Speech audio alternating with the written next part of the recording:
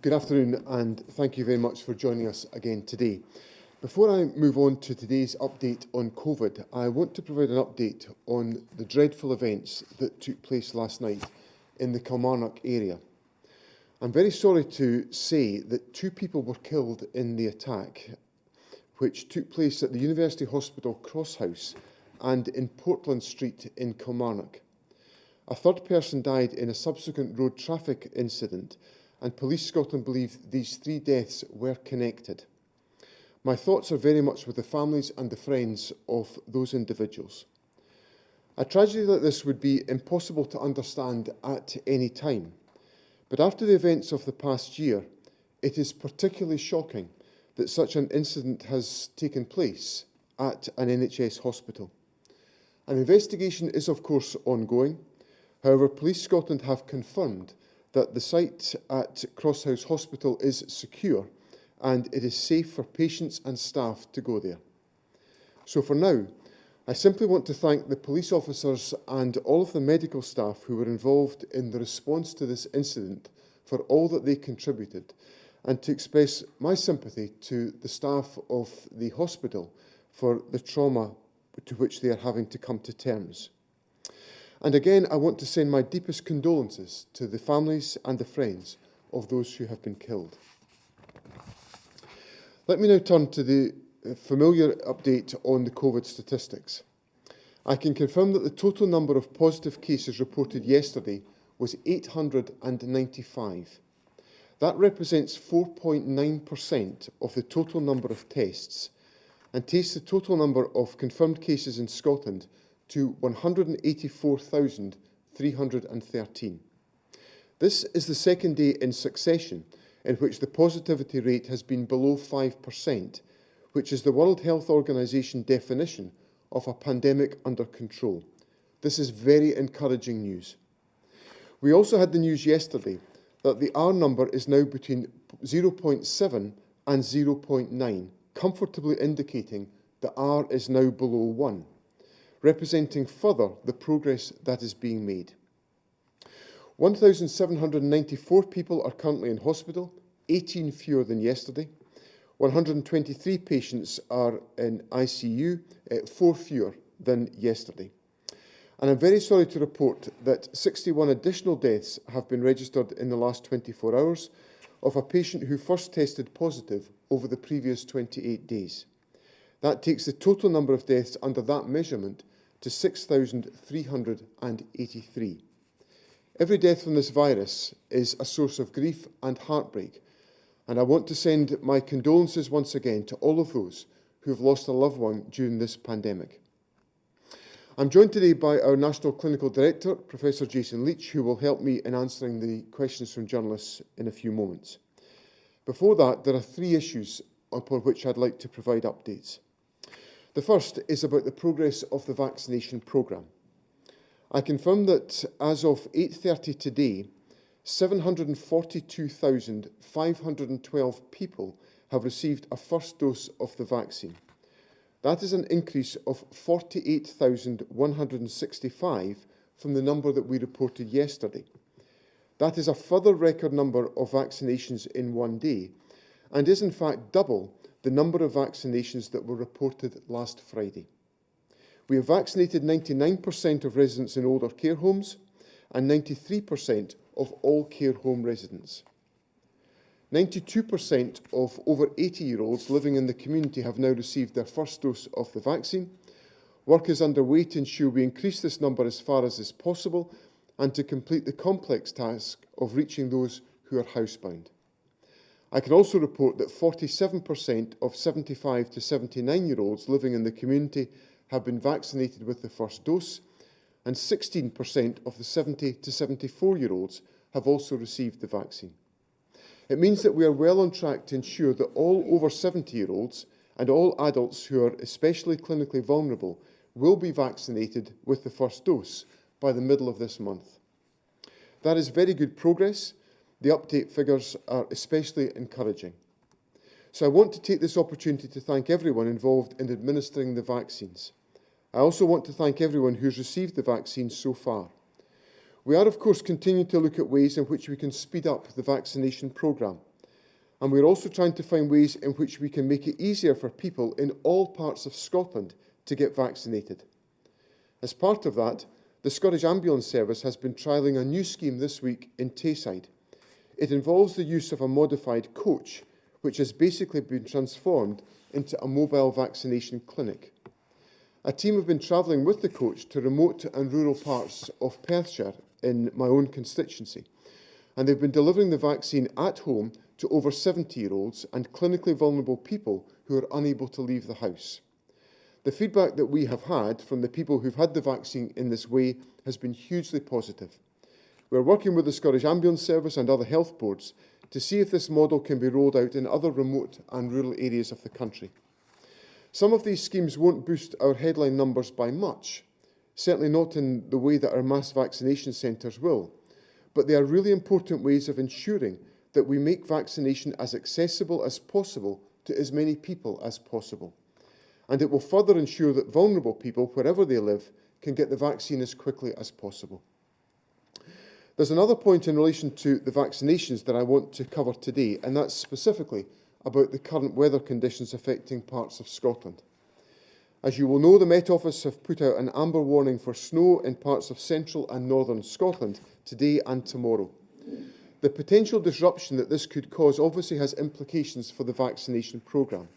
For example, it could make it very difficult for people to travel to their appointments, or it could prevent staff who are administering the vaccine from getting to their work. The Scottish Government continues to work closely with local resilience partnerships, Transport Scotland and other partners to mitigate any potential disruption so far as is possible.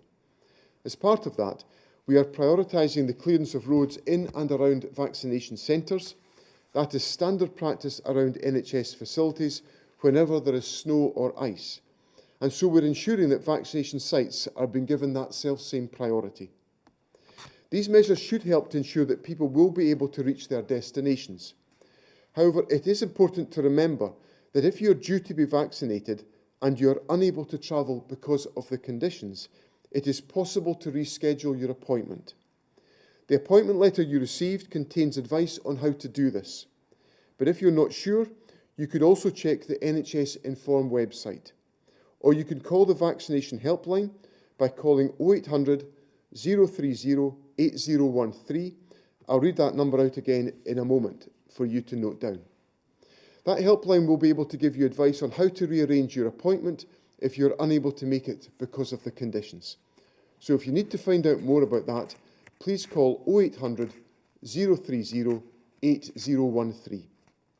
The weather conditions are likely to create challenges for the vaccination programme over the next day or so, but we're used to dealing with these kind of conditions in Scotland, and we are working hard to minimise any disruption so we can continue the good progress that is already being made.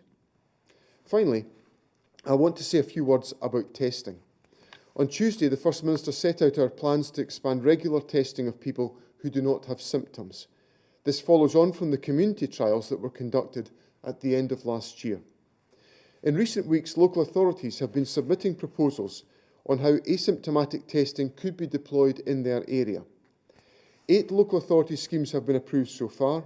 We expect a further 11 schemes will be agreed today, and more will be confirmed next week. Today I can announce that the first of the new schemes will launch next Wednesday in Fife. On that day, a new community testing centre will open in Cowdenbeath. The centre will be open from 8 a.m. until 8 p.m. on weekdays, and initially from 11 a.m. to 5 p.m. on Saturdays and Sundays. Over the coming weeks, 4 additional testing sites will open in different parts of Fife.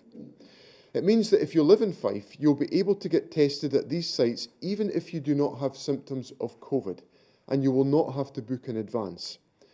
The sites will use lateral flow tests. As we have discussed at these briefings before, those tests allow people to see the result very quickly, within 45 minutes of the test being administered, but they are less sensitive than standard PCR tests. For that reason, any positive cases will then be confirmed by the PCR test, which is currently used at other testing sites. More information about this community scheme is available on the NHS Fife website. And as I referred to earlier, there will be similar schemes launching in other parts of Scotland in the coming weeks. The targeted expansion of testing in these communities will help more people find out if they have COVID, even if they don't have symptoms. It will help them to know if they or their contacts need to self-isolate, and it will therefore play an important part in helping us to stop the spread of the virus. Those were the main issues I wanted to cover today. To close, I want to remind everyone once again of the current rules and the guidelines. The most important rule at the moment is very clear. You should stay at home. In any level 4 area, which is almost all of Scotland, including all of the mainland, you must only leave the house for essential purposes. Those include caring responsibilities, essential shopping and exercise. If you meet up with someone outdoors, you can only meet with one other person from one other household. You must work from home if you possibly can. Employers have a legal duty to support their employees in that respect. And on occasion, when you do leave the house, please remember facts. Wear face coverings when you're doing essential shopping. Avoid anywhere busy. Clean hands and surfaces. Use 2-metre distancing if you're talking to someone from another household. And self-isolate and book a test if you have symptoms. Above all else, though, please stay at home as much as is possible. That continues to be our best way of protecting ourselves, our loved ones and our communities. And it is how we slow the virus down further as the vaccination programme accelerates. So please, stay at home, protect the National Health Service and save lives. Thank you once again to everyone who's doing exactly that. We'll now move on to questions, and as I said in my comments, Professor Jason Leitch will assist me in responding. And the first question is from Ross Govins of STV. Ross. Afternoon, Deputy First Minister. On the vaccination targets you've set, as the rollout continues, are you in a position, or do you expect to be in a position soon, where you can revise potentially those targets? And a quick one on the quarantine hotels, if I may. We still haven't got the full details of how that is intended to work. Is it a case of it's simply too little too late? First of all, Ross, on the vaccination programme, I think as is abundantly clear, we are making excellent progress with the vaccination programme. We are seeing day on day significant improvements in the volume of vaccine being delivered, just as we planned would be the case once supplies came through to enable us to do that. And we've had formidable success in protecting the individuals, our fellow citizens, who are at the greatest amount of risk by the superb performance that has been done in care homes, and particularly in the care homes where there are elderly residents. So the progress has been made. We are moving as fast as we possibly can do, and we are very confident that we can deliver the targets that we have set out. Now, obviously, we are trying to move as fast as we can. If we can do that quicker, then we will do that quicker. But we have to take an approach which balances the delivery of the vaccination programme with the receipt of supply of vaccines. And we've obviously got to take into account the necessity, which will begin to start in about 3 weeks, to start the rollout of the second dose of the vaccine to everyone who's received the first dose. On the question of quarantine hotels, we are still in discussions with the United Kingdom Government about the approach on this question. We are keen to work collaboratively on a 4-nations basis with the other governments of the United Kingdom to ensure that we have a robust approach in place. We obviously set out to Parliament that we want to be as effective and to have as rigorous an approach as we possibly can do, because this is one important way in which we can interrupt the reintroduction of the virus into Scotland as a consequence of international travel. Now, I certainly don't take the view that it's too late for any of these measures to happen. We have got to be building up our resilience as a country to withstanding any further pressure from COVID. We're doing that very effectively in the reduction of cases and community transmission within the country. We've seen huge falls in community transmission from over 300 cases per 100,000 just about 3 weeks ago in Scotland to a position where it's just over 120 per 100,000. So we're making that progress. Quarantine hotels are another tool that we can use to stop any importation of the virus, and we'll use every available tool we have, and we'll obviously work with other governments to make as much progress as we can in that respect. We'll now move on to David Shanks from BBC Scotland. David. Good afternoon, Deputy First Minister. You mentioned the weather could cause disruption for several days. How many appointments do you anticipate this will affect, and how long should people have to wait for their rescheduled appointments? And what effect do you anticipate any rescheduling will have on the current pace of delivery of the vaccinations, particularly in rural areas? Well, we hope, David, that the weather doesn't result in any disruption, and what I set out in my comments is the fact that we're taking a number of the steps that members of the public would expect us to be taking ordinarily to protect the vaccination programme. So we'll be making sure that any vaccination site is a priority for gritting or for snow clearing if that is the issue. Obviously, access roads to such centres will be a priority as part of the overall resilience effort which ministers look at on a constant basis when we have incidents of this type, to make sure that people are able to undertake essential journeys. And going for a vaccination appointment is an essential journey, but as I've said in my comments, we ask people to make considered judgments about whether it is safe to do so given the conditions that they will be experiencing. Now, the weather warning is putting the intensity of the weather warning tends to be in for the next couple of days in the northern part of Scotland, essentially from Perth northwards. We'll obviously be concentrating our efforts to make sure that there is as little disruption as is possible. But any individual who has to cancel an appointment because of the weather will be rescheduled as quickly as possible. I don't envisage this will have a significant impact on the vaccination programme, but we will be making sure that each individual that's affected in any way is supported to get a vaccination at the earliest possible opportunity to maintain the really good progress that we're making in rolling out the vaccination programme. OK, we'll now move on to Alan Smith of Bauer. Alan.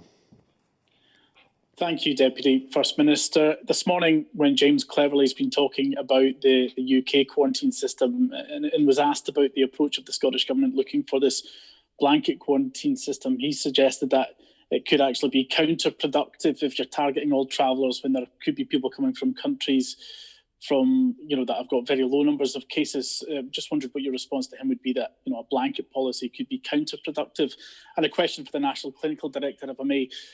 Looking at the current situation within care homes, we've spoken with Dr. Donald McCaskill of Scottish Care in regards to visitation, and there is hope that with vaccination and with falling transmission that they could gradually get to a place where care homes are allowing one designated visitor, and he says we need to get better at the balance between the risks of separation and the risk of the virus. What's your current expectations for care homes and when perhaps we might start seeing visitation allowed again? Thanks very much, Alan. On the comments from James Cleverly, obviously these are the material issues that we're talking about with the UK government, because we think that we need to have an extensive and comprehensive set of arrangements in place to minimise the risk of importation of the virus. And in my response a moment ago to Ross Govans, I was making the point that we are looking to avoid any possible opportunity where the virus is able to be re-imported into Scotland when the population here have made so many sacrifices to try to suppress the prevalence of the virus within communities. So we need to put up barriers and obstacles to the ability of the virus to be reintroduced into Scotland when we are making successful inroads into community suppression. So that's why we think we should have very robust arrangements in place. That would be my and the Scottish Government's justification for a blanket approach in this respect, so that we don't leave any opportunities for the virus to get back into Scotland if we have successfully suppressed the virus. Now, I appreciate that that's not a message that people will particularly want to hear. I know that people will want to be involved in international travel, and that some people have to be involved in international travel. But we also have to take a balanced approach to make sure that we are successful in protecting our own population and in suppressing the prevalence of the virus. So we'll continue. We're very keen to try to make progress on these questions with the UK Government. There was some Four Nations discussions on this question just in the last couple of days.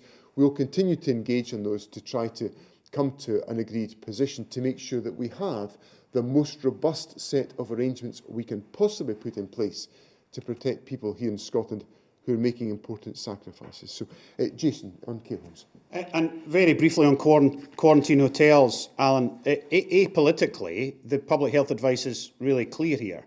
Once you get your numbers low, don't import any more virus. That's true in the Western Isles, it's true in Scotland, it's true in the UK as a whole. And this is one of the ways of doing that. The equation is more domestic normality, less international travel. That's the contract that we would have to think of. Not forever, but for some time. And you can see travel corridors now being established around the world with countries that have done that. You can now travel from Australia to New Zealand and back because they both have that strict regime. So they have a travel corridor that looks a little different from the UK's travel corridors.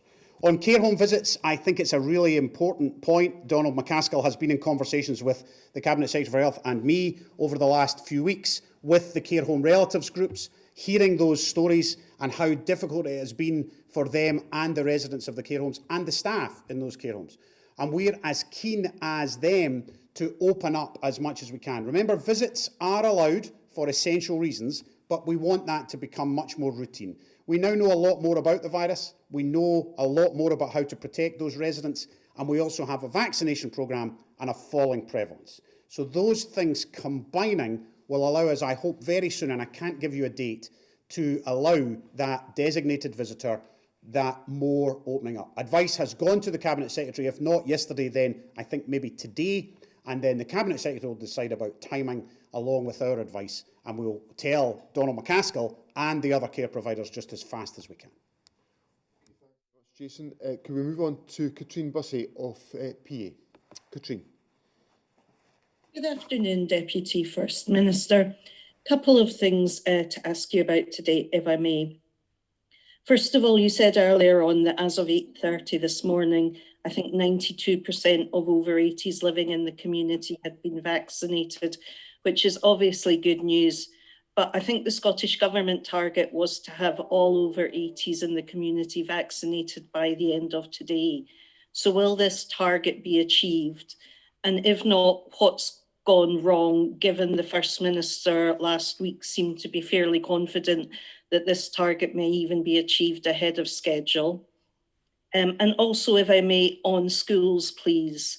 There is a report today that it could be April before most children are back in the classroom for face-to-face learning. As Education Secretary, do you think that's a realistic timetable? And while I understand the Scottish Government has adopted a children first policy in the lifting of restrictions, if it's going to be something like April before children are back at school, what would that then mean for other sectors like hospitality and tourism and retail? Would it be May or June or even later before they see an opening up? And what could the impact be on them, given that furlough runs out at the end of April? Thank you. Thanks very much, Katrine. There's quite a lot of material in there, so forgive me as I go through that in quite a bit of detail. First of all, and I'll maybe ask Jason Leitch to say a little bit about the vaccination of over 80s, but the performance at 92% is really quite extraordinary because if you look at the uptake of the flu vaccination, for example, in the over 65s age group, the uptake of the flu vaccine up until just before Christmas was 79% against a target of 75%. Now, I don't have the breakdown for over 80s, but in the 65 years and over, 79% compared to a target of 75. So we're way above that in the effectiveness of the vaccination programme with the over 80s. Now, of course, there will be some people who, for clinical reasons can't receive the virus, and they will obviously be in the numbers that are a gap. There will be some that have got to be done today as part of the vaccination programme, and there will also be some who are housebound, who district nurses and various other personnel will be distributing the vaccine to those individuals. And that obviously takes time for that to be undertaken. So I think the performance on over 80s is tremendously reassuring and is indicative of the breadth and the depth of the vaccination programme around the country. So I'll maybe invite Jason Leitch to say anything more on that part before I come back to the question on schools. So very briefly, Deputy First Minister, you've covered it. The over 80s will be completed as far as absolutely possible by the end of today. If you had told me that we would do 92% 3 months ago, I would have said that was it complete. But the take-up has been so good that now we want to get that even higher. I didn't think 9 out of 10 over 80s would take this COVID vaccine, but we had no measurement to judge it by because we'd never done it before. So I think it's testament principally to that over 80s group, but also their relatives, their carers, and to those vaccination teams. If you are over 80 and you don't know when you're getting the vaccine and you want one, you should contact your GP practice. So if you are in that group and you don't know when your vaccine is later today, there may be a couple tomorrow or whenever you may have postponed it because of your circumstances until into next week. That would be entirely up to you. But if you don't know when your vaccine is going to be and you wish a vaccine, you should contact your general practitioner. Now, on the other substantive issue that you raised, Katrine, is on schools, and the government has been absolutely crystal clear in its commitment that the first priority that we will give our attention to about moving out of lockdown will be the restoration of face-to-face learning for children and young people within Scotland. And we announced on Tuesday the first steps that we feel it is safe to undertake, which is the return of early learning and childcare and primary 1 to 3, along with a limited number of senior phase pupils to undertake practical work that is critical for their national qualifications, with effect from week beginning the 22nd of February. Now that's us demonstrating and putting into practical effect that at the first available opportunity, the first step we are taking to relax lockdown is in the field of school education, just as we promised would be the case. Now, beyond that, we do not have a timetable for the restoration of face-to-face learning other than the fact that we want to do it as quickly as is possible. And we will do that informed by the high-quality clinical advice that is available to the government. And on Wednesday, we published the advice that I received from the Education and Children's Advisory Group that looks specifically from a clinical and epidemiological perspective at the issues we have to think about in relation to the questions of the safety of resuming face-to-face schooling within Scotland. Now, that advice is available for members of the public to scrutinise on the government's website. It's really clear, well-argued advice. And the assurance that I would give is the government will move as quickly as we can to reopen face-to-face schooling, and it will have the highest priority within the agenda that we take forward. So the government will obviously look at all these questions on an ongoing basis. We review these questions on a fortnightly basis. The steps to reopen some parts of face-to-face schooling on the 22nd of February will be finally confirmed on the 16th of February when we see the condition of the pandemic at that stage. And then we'll be looking at that stage at what the next stages will be of relaxing lockdown. But resuming face-to-face schooling will be at the highest priority for the government. OK, so we'll move on now to Alistair Grant of the Herald. Alistair. Hi there, thanks very much. There are reports today that staff at the mass vaccination centre at the Edinburgh International Conference Centre had raised the alarm after being told to throw away unused vaccine doses at the end of a shift. I think NHS Logan has said that it's changed its policy in the light of staff concerns. I was just wondering if the government had concerns about these reports, if it had conversations with NHS Lothian and with other health boards about whether there are similar concerns there. And if I could just ask as well, probably maybe more a question for Professor Leitch. In terms of as we get things back closer to normality, we've heard that social distancing and other precautions might have to just be a fact of life for some time to come. When do you foresee the return of activities such as people being able to go out on dates and that kind of thing, for example? Will that kind of thing only be able to take place when the whole population is vaccinated? Thanks. Thanks very much, Alistair. I'll say a little bit about the first issue, and then I'll pass on to Jason Leitch to say a little bit more about that, and then also on the your second question. We are obviously focusing very closely on the delivery of the vaccination programme and maximising the use of the vaccine that's available to us. Now, in the plans that we set out, we put in an assumption that there would be a level of wastage in the vaccination programme, as there would be in any mass vaccination programme. We obviously want to keep that to a minimum, but we put in an assumption about that. And the assumption that was included in the programme was that 5% of the vaccine was likely to be wasted in the programme of rollout. Now, the really encouraging news is that the actual data indicates that it's no more than 2% of vaccination that is being wasted through the things that happen when you're doing a programme of this type, of spillages, of breakages, of all sorts of things of that nature.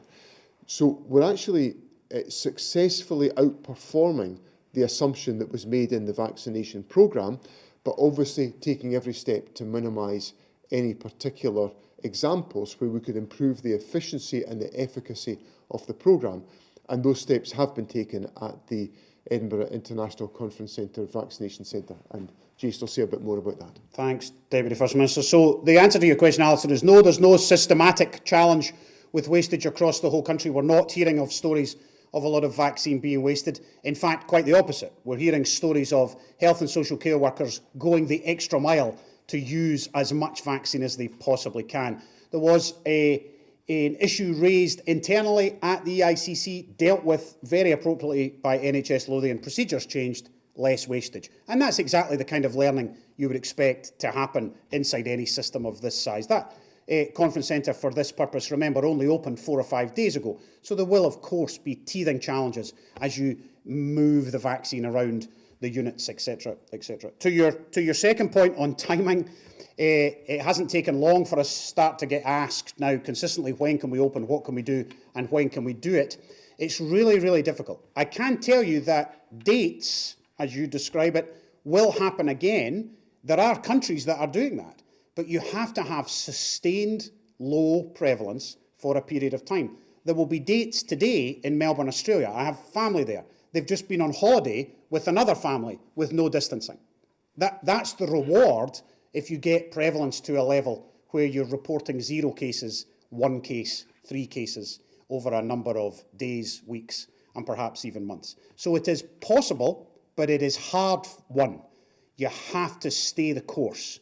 And that's where we are just now. We're on that downward trajectory, and it's going to be a combination of government action, but also individual citizen action. Thanks, Jason. We'll move on to Tom Martin of the Daily Express. Tom. Hi, thank you, Deputy First Minister. A couple of things, if I may. Firstly, on the vaccination programme, you touched upon some issues maybe around the weather at the weekend, but on a wider point, in the past 3 weekends, we've seen sort of a significant dip in jabs being administered. So I just wondered, could you tell us what specific actions are happening over Saturday and particularly more on Sunday to keep things going full steam ahead as they have been the past couple of days? And secondly, on the issue of quarantine hotels, the UK government announced overnight that this scheme would start on the 15th of the month, which is obviously next Sunday. I take it, is it going to be the same date here in Scotland, and who's going to be sort of administering it? And we're hearing reports of hotels in Edinburgh and Glasgow, for example, being approached for block bookings. Who is that happening, and who's actually doing that? Okay, thanks very much, Tom. On your first point on the vaccination programme, we are obviously in regular dialogue with health boards about the delivery of the vaccination programme, and as is evidenced, we are seeing the planned increase in the delivery of the volume of vaccines in the numbers that we've announced over the last few days. We will obviously be continuing that vaccination effort over the weekend.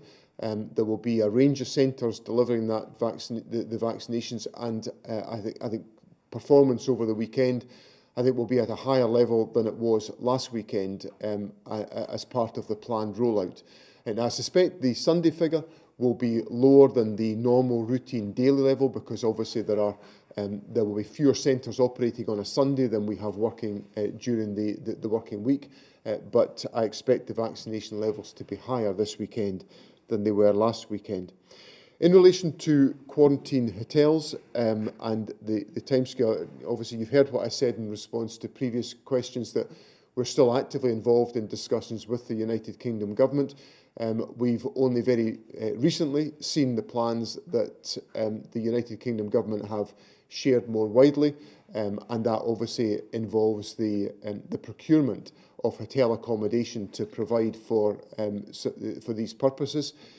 We'll obviously work very closely with the UK Government on those questions where it is possible to do so, and if there are other enhancements of the proposals that they have in place, we will of course take those forward. Now, the details of what happens in Scotland will be set out very shortly by ministers once we've completed those discussions with the UK Government, to enable us to have that robust barrier in the way of any importation of the virus in due course. And further details will be set out on that very shortly. Can we move on to Christine Lavelle of The Sun, please? Christine? Thank you. The Royal College of Psychiatrists in Scotland has today warned of rising numbers of referrals to child and adolescent mental health services and say that funding must be looked at for these services, which were already under-resourced, understaffed and shortchanged before the COVID crisis hit. They say they don't know how the Scottish Government expects them to keep meeting the increased demand for support without increasing capacity of services. How would you respond to this, and can you give any commitment to extra funding for CAM services in light of these warnings from those working on the front line? The first thing I'd say, Christine, is that I recognise the very significant concerns over mental health issues within our society during this pandemic. And as you correctly say, there have been many challenges in mental health that have faced children and young people within our society before the pandemic, and I think we all recognise that that challenge will be ever greater as a consequence of the loss of opportunity and connection that many young people will have faced. It's one of the reasons why I'm so keen to make sure we can restore face-to-face schooling as quickly as we possibly can do. So we take the comments from the Royal College of Psychiatrists very seriously, and we engage constructively with them on these programmes. The government has set out increased provision in the budget provisions that have been made to expand child and adolescent health, mental health services, and we will deliver that programme. But in addition to that, we've also fulfilled commitments around the availability of expanded counselling services, for example, in our secondary schools, to make sure that all secondary schools have access to counselling services to try to help with that early intervention activity that can be so beneficial to addressing some of the early symptoms of mental health challenges that children and young people face. So and schools are very actively engaged in outreach, although schools are not meeting face-to-face predominantly just now, schools are actively involved in contacting pupils, maintaining those relationships, those trusted relationships that are at the heart of so much of the good work that is done by our schools with young people around the country. And that will, of course, provide the opportunities for some of that support to be available to children and young people. But we are actively engaged in making sure that the increased resources that we have allocated to mental health can be used fully and adequately to meet the challenges that COVID will bring in this respect. And obviously we'll continue to discuss those issues with the Royal College in due course. Can we move on now to Michael Blackley of the Daily Mail? Michael? Thank you. Good afternoon. The Health Secretary previously told the 470,000 people in the 70 to 79 age group that they would receive vaccination letters by the end of last week. That was subsequently pushed back to the end of this week. I understand that only just over half of people in that age group actually have received a vaccination letter, although from what I'm told there are other methods to booking these appointments being used as well. Can I check first of all why there has been a move away from ensuring that everyone gets a letter? And can you also confirm what proportion of people in that age group have actually had an appointment booked at this stage? And also, if I could just pick up on the previous comments from Jason Leitch in response to, I think it was Alan from Bauer. You said that you expect the travel restrictions to be in place for some time. Do you anticipate that they will be in place for some time after the current vaccination programme is finished? Okay, thanks, Michael. I'll say a few things now. I'll pass over to Jason Leitch. First of all, on your specific question about how many people have received a letter, I can't give you an answer to that off the top of my head, but we can provide you with the data that we've got available. But I think it is important that I explain that not everybody would be proposed to be contacted by the one letter system that you're talking about. There are various means by which communication will be undertaken in different parts of the country. Some health boards have signed up to the direct mail system that you talked about. Others are using other mechanisms. I think the most important thing is the commitment to make sure that the vaccinations are done within the appropriate timescale. And that's the issue that members of the public are in touch with me about. They want to be assured that they will be able to get the vaccination within the timescale the government has promised. And I have set out today very clearly that that is what we intend to be the case, and that's what we expect to be the case in the rollout of the programme. So those groups that expect to have vaccinations undertaken by the middle of February will be undertaken by the middle of February, and the various contact mechanisms are underway to ensure that is the case. Now, on the second point about mitigation measures and precautions, I think it is important that we are clear with the public that although the vaccination programme is going well, although it is becoming more extensive in the country, there will be a need for some considerable time, I don't know how long that will be, for us to live with more restrictions and mitigations than we had before the pandemic. I think face coverings are likely to be a pretty regular part of life for some time to come. I don't know how long it will be, but it will be a fact of life for some time to come. Physical distancing is something that we will have to observe to try to make sure that we can be confident about the environment in which we are living. So some of the other restrictions might have to be in place for longer than the completion of the vaccination programme to assure us of the security of the population. Of course, there will also be emerging information about the efficacy and the effectiveness of the vaccine, which we will only know as we see more of the application of the vaccine within society. But Jason might want to add to that. So to your letters point, Michael, your numbers are about right for the central letters that some health boards have used, but all 470,000 over 70s should have been contacted in some form by the end of today. If they haven't, they should phone the vaccine helpline. Their details will be taken and their health board, whichever system that health board is using, will then contact them. In Highland, for example, because of the rural nature of it, GPs are doing that age group.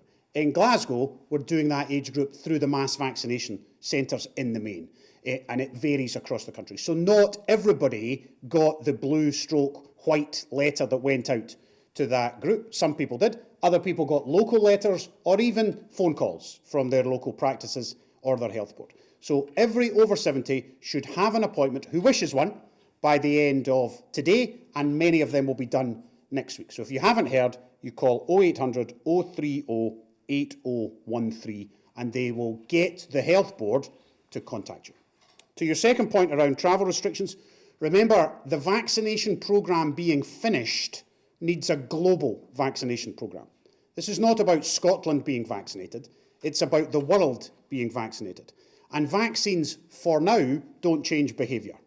So if you are vaccinated, you still follow all the same safety measures as the rest of us.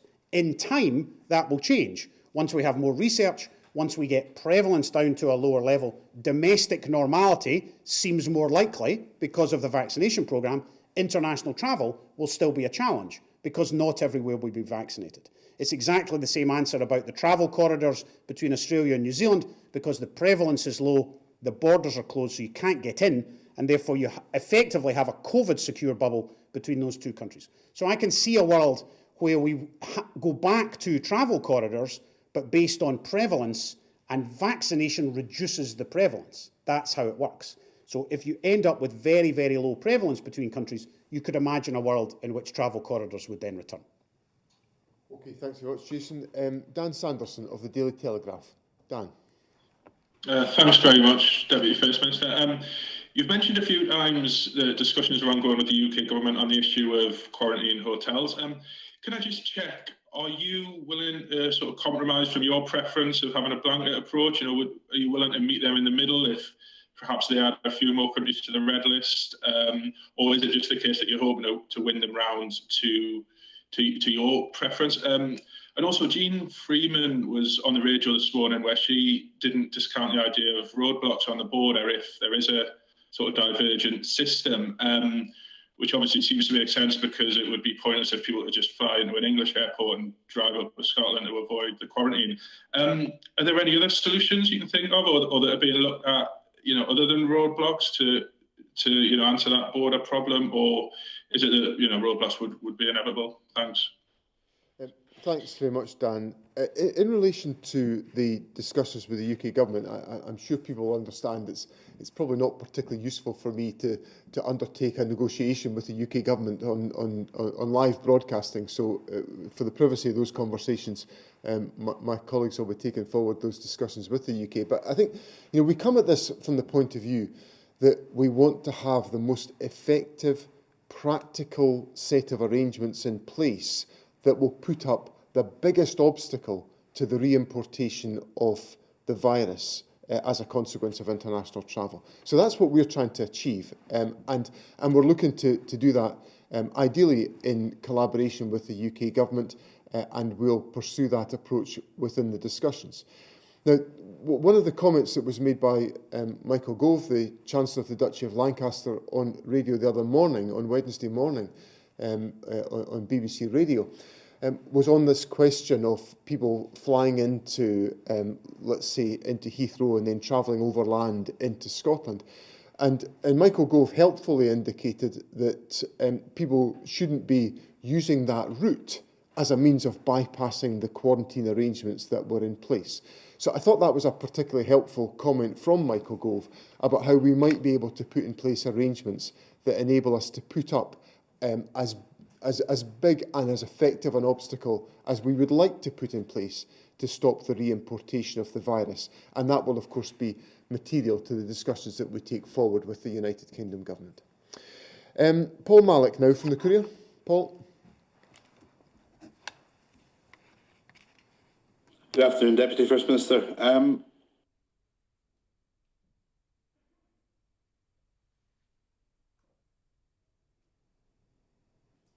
Sorry, am I coming through okay? Yeah, we're fine, Paul. Yep. Yeah, sorry, yes. The British Dental Association Scottish branch said that they wrote to yourself and the Health Secretary this week regarding issues surrounding student welfare and student care and a possible backlog of student dentists and them being burdened with additional debt. I'm just wondering if you've had a chance to see that letter and address some of the concerns that they've raised over the future uptake of young dentists coming through that might not have the chance to graduate in 2021 because of the lack of practical experience this year.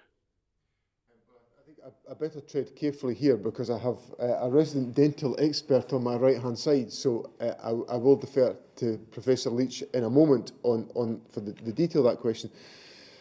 But in general, the point I would say, Paul, is that there will be a number of different areas of study that are obviously being affected by the current arrangements and limitations that we have in place. And what I think was very reassuring last spring, was that a variety of institutions working with the government were able to come to very satisfactory arrangements about assessing and certificating the learning and the achievements and the practical accomplishments of individual students to make sure that they could then go on to their careers. And of course, many of them actually left to come right into the health service to play an important role in dealing with the pandemic, for which we are profoundly grateful. So we're a great fillip of resource from those individuals last year.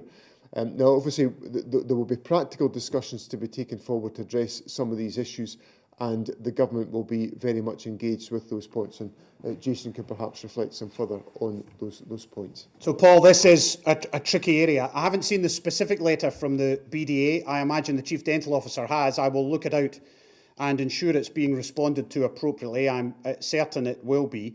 But this is really difficult. It's difficult for all practical further and higher education subjects, dentistry being one of them, because you need the practical experience. Dentistry is particularly tricky because of the aerosol generating nature of what those fourth and final year students need to do in order to get the experience to make them safe when they leave university.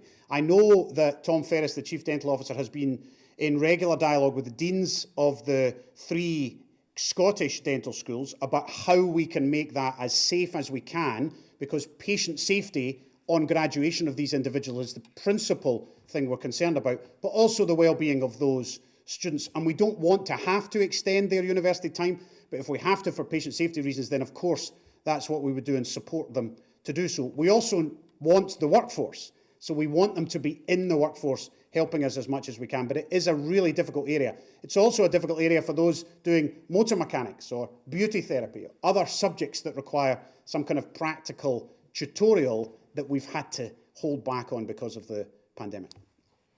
Okay, thanks, Jason. We'll now move to Elsa Meishman of the Scotsman. Elsa.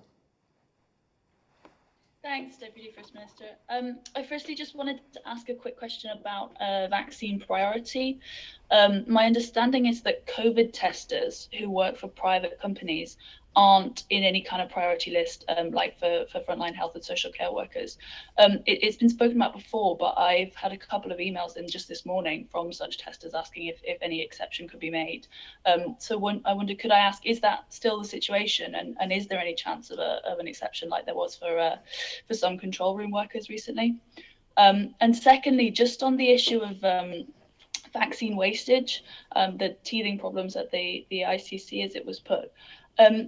You mentioned, or I think the National Clinical Director mentioned, that wastage is very low in Scotland, which is obviously very good. But at the EICC, the first few days, it was double the wastage rate than it was in the rest of the country. And I wanted to ask, have any systems been put in place to make sure that these kind of teething problems don't happen at other centres, which are still opening around the country? Okay, thanks, Elsa.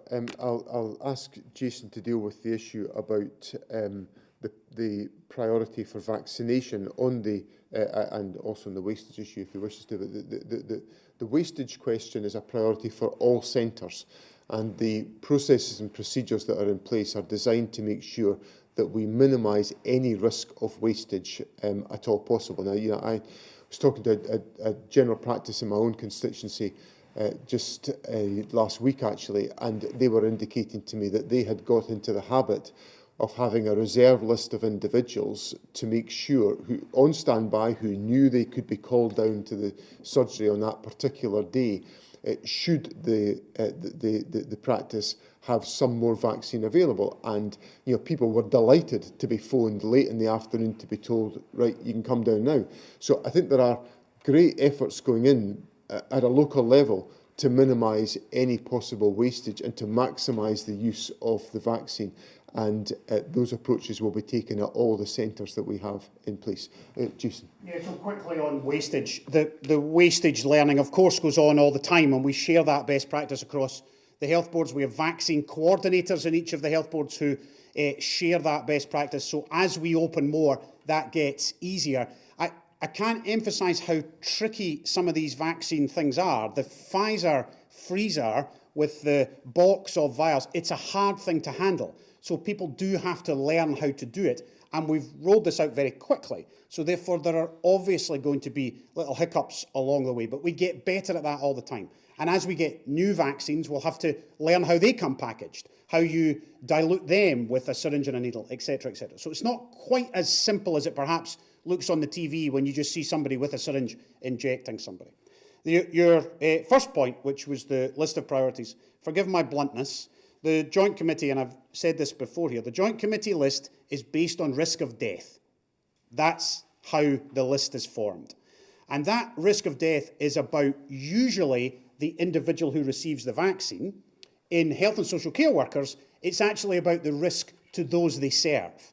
So the elderly in the wards, or those who are in the GP practice, or those who are going to the dentist. So that's a slightly different reason to prioritise that professional grouping, the health and social care workers. So some 24-year-old nurses get the vaccine, but that's to protect those they are looking after, not just to protect them. So the fundamental answer to your question is no. There is no increased risk of death in that group you describe in COVID testing centres, and therefore they're not in the priority list. Some of them will be caught up by age or vulnerability because of their own pre-existing conditions, and then when we get below 50, we'll get to the rest of them. Okay, thanks, Jason. And our final question today is from Kat Carey of Broadcasting Scotland. Kat. Good afternoon, Deputy First Minister. As we prepare for the phased return to school learning, what advice does the Scottish Government have for parents and carers, especially those who have children who are in different classes, different statuses, and are still doing home learning or blended learning? And especially, what specific programs or mechanisms are there for carers during this time of increased stress? Thanks, Kat. Obviously, we're taking a cautious approach to the restoration of face-to-face learning for children and young people. And I set out earlier the priority that we're giving to early learning and childcare in P1 to 3, and also to some pupils in the senior phase. Because we recognise the importance of that face-to-face learning experience, but we also have to tread cautiously and carefully within the limited headroom we have available to restore that learning opportunity. Now, I appreciate that will cause some difficulty for parents and carers who have children of different age groups. You know, you may have a P1 child and a P4 child, and they're not both going to be able to return to school. And I appreciate that is very difficult, and it's also difficult to communicate that to children as to why one child is getting back to school and the other one is not. And I can only apologise for the fact that we are having to tread so carefully, but we have to make sure everybody, staff and pupils, are safe as we make these tentative steps to move back out of lockdown. And the assurance I would give to parents and carers is that we will take the next steps as early as we possibly can do to make sure that we can address the concerns that exist. In relation to the advice and support that's available, I would essentially point individuals to the Parent Club website. Parent Club is our go-to place for advice to parents and families about just managing the challenges of this period. And I appreciate the challenges that exist in households. I have a 10-year-old son at home who's home learning, and we're juggling all sorts of things around about his learning, and so I appreciate the challenges that exist for everybody in this respect. But if people need some advice and guidance, Parent Club is the place to go to, and there's some really great resources there that I think will offer assistance. And in the most recent financial announcement that I made, I allocated £45 million of resources to local authorities, and one of the priorities was to make sure that local authorities could intensify the support they make available to parents and carers at this difficult time, and councils are doing exactly that. So thank you for the questions this afternoon. Thank you to Professor Jason Leitch for assisting me. Thank you also to Anna Spence, our BSL interpreter, who's with us today. Can I bring things to a close by reminding everybody of the essential advice, which is to stay at home, and in some parts of the country, staying at home this weekend would be a really good idea because it's going to be pretty tough out there with the weather conditions. Please follow the guidance, facts, wear face coverings when you're doing essential shopping and visits, avoid anywhere busy, clean hands and surfaces, use 2 metre distancing if you're talking to someone from another household, and self-isolate and book a test if you have symptoms. Above all else, please stay safe over this weekend, and the briefings will resume on Monday, and we'll be continuing our efforts to roll out the vaccination programme over the weekend and to make sure that everybody is safe in these tough times. Thank you very much.